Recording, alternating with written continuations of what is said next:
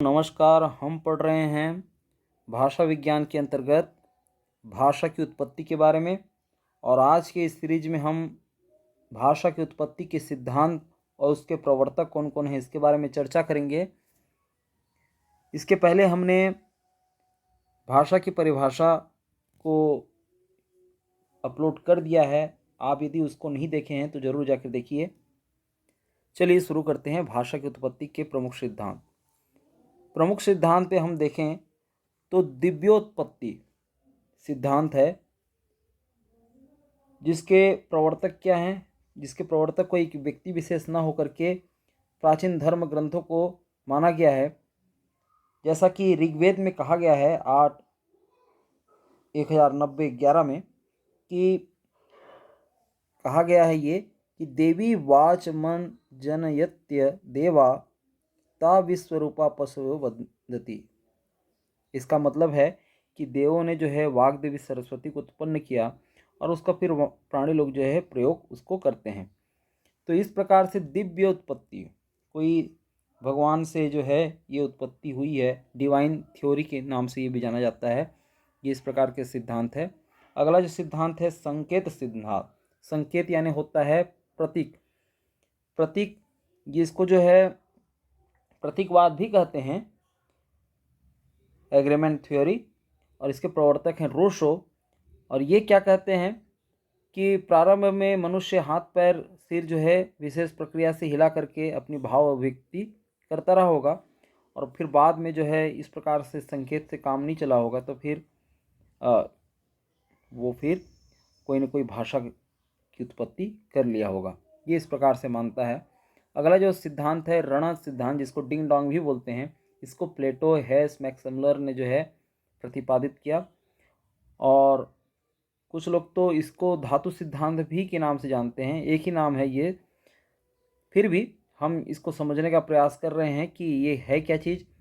देखिए कि सृष्टि में सभी वस्तुओं की एक अपनी ध्वनि होती है, और प्रारंभ में मानव जब किसी बाह्य वस्तु के संपर्क में आया होगा तो उसको जो है उसके निकलने वाली ध्वनियों के आधार पर जो है शब्द का निर्माण दिया होगा।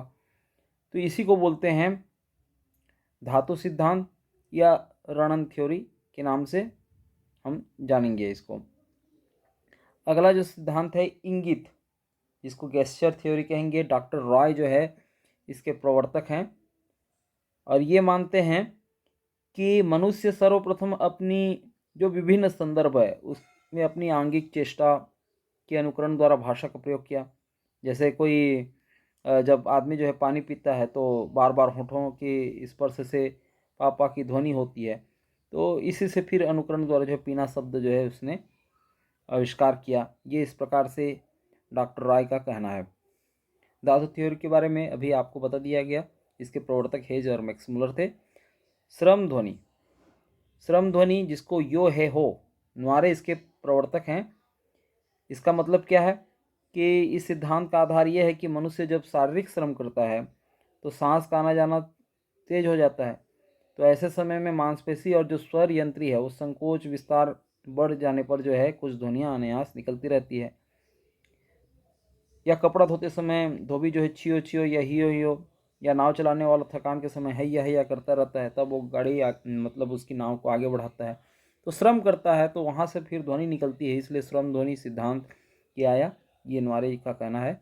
संपर्क सिद्धांत, संपर्क सिद्धांत हम देखें तो इसके जो प्रवर्तक हैं वो जी रिवेज हैं। और मानव जो है समाज के निर्माण के समय संपर्क की भावना से कुछ ध्वनियाँ सहज रूप से निकल पड़ी होगी, ऐसा उन्होंने माना। समन्वय सिद्धांत, समन्वय सिद्धांत ये हेनरी स्वीट इसके प्रवर्तक हैं। तो हमने अभी तक देखा कि किसी एक सिद्धांत से भाषा की उत्पत्ति संभव नहीं हो रही है, तो सभी सिद्धांतों का समन्वय रूप स्वीकार किया गया। हेनरी स्वीट ने जो है सब कुछ माना, सबसे थोड़ा थोड़ा लिया, ये सब कारण हो सकते हैं। तो यह समन्वय सिद्धांत। संगीत सिद्धांत जिसको डार्विन, स्पेंसर, येस्पर्सन ने जो है प्रतिपादित किया है, और ये कहना है कि प्रारंभ से ही मनुष्य जो है संगीत प्रिय रहा होगा, तो समय समय पर गुनगुनाता रहता होगा, फिर निरर्थक ध्वनियाँ धीरे धीरे विकसित होकर के एक सार्थक ध्वनि बनी होगी। आवेग सिद्धांत, आवेग सिद्धांत के प्रवर्तक क्या हैं ये मुझे नहीं मिल पाया। यदि आपको जो है पता होगा तो आप जो है जरूर जो है कमेंट करके आप भेजिए ताकि सबको फ़ायदा हो सके। तो मनुष्य का मनोभाव हर्ष, विषाद, सुख, दुख जितना भी है, विस्मय, क्षोभ इतना तीव्र हो जाता है कि मुंह से ध्वनि निकल ही जाती है। जैसे हर्ष के समय जो है वाह आह, दुख के समय हाय ओह, तिरस्कार घृणा के समय छी छी धिक, इस टाइप का जो शब्द निकलते रहते हैं, इसी से फिर आगे चल करके जो है भाषा का निर्माण हुआ होगा, ऐसा ही इस सिद्धांत का मानना है। अनुकरण सिद्धांत, अनुकरण सिद्धांत जिसको भौं भौं सिद्धांत भी कहते हैं।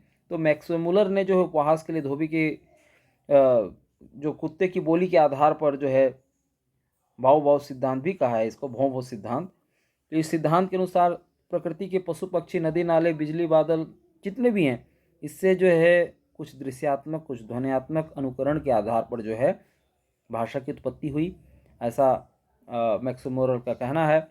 जैसे हिंदी में काँव काँव, पी, है ना, कहाँ, ये इस प्रकार से भौं भौं, झर झर, चम चम, गड़ गड़ आदि शब्द जो होते रहते हैं, इसी को अनुकरण करते हुए भाषा की उत्पत्ति हुई, ऐसा ये मानना है इस सिद्धांत का। देखिए ये सब तो ठीक है, लेकिन 1866 में पेरिस में जब भाषा विज्ञान की एक समिति है जिसको लॉ सोसिएते द लैंग्विस्टिक कहा गया, उसने अपने अधिनियम में फिर निर्देश दिया कि ये जो भाषा के जो उत्पत्ति है और ये जो विश्व भाषा का निर्माण है, इन दो विषयों पर विचार नहीं किया जाएगा, क्योंकि बहुत ज़्यादा जो है इनमें जो है कन्फ्यूज़न है। जब समीक्षा होती है इनकी तो एक दूसरे को वो नकारते हैं, फिर ये पता ही नहीं चलता कि किस कारण से भाषा की उत्पत्ति हुई है। तो ये कई प्रकार का इसमें वो रहता है, असमंजस स्थिति में रहती है। तो इसलिए उस समय जो है पेरिस में जो है जो भाषा विज्ञान की समिति जो हुई थी, उन्होंने फिर अधिनियम में ये इन दोनों विषयों पर विचार नहीं करने का निर्णय लिया। तो ठीक है, आज के अंक आपको ज्ञानवर्धक लगा होगा तो ज़रूर कमेंट करके भेजिए, और उत्साहवर्धन के लिए जो है आप जो है इस चैनल को सब्सक्राइब कर लीजिए, वीडियो को लाइक कीजिए, दूसरों को शेयर कीजिए। बहुत बहुत धन्यवाद। आप हमसे जुड़े रहिए इसी तरह से।